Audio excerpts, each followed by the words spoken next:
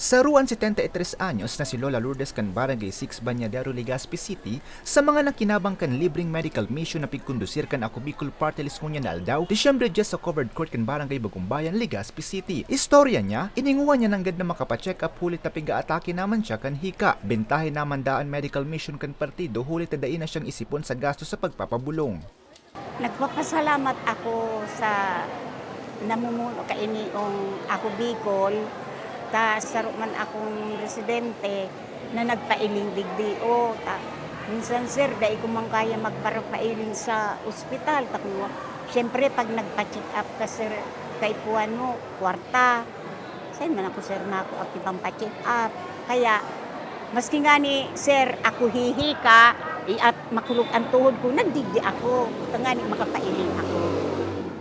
Total na 300 na mga residente hala sa Barangay 4 Sagpon, Barangay 5 Sagmin, Barangay 6 Banyadero, Barangay 7 Banyo asin Barangay 8 Bagumbayan ang mga naging benepisyaryo kan aktibidad. Kaiba sa mga pig-opresir na serbisyo iyo ang libreng check-up, mga bulong asin free dental check-up. Na nauman in 5 kilos na bagas ang opisina ni 2nd District Representative Joey Sarti Salceda sa mga nag-atindir na residente. Nakatabang mandigdikan partido ang Bicol Regional Hospital and Medical Center. Parte ang aktibidad sa tabang sa salud program kan ako Bikol Party-list. Para sa mga baretang tatak Bicol, Ariello Bea.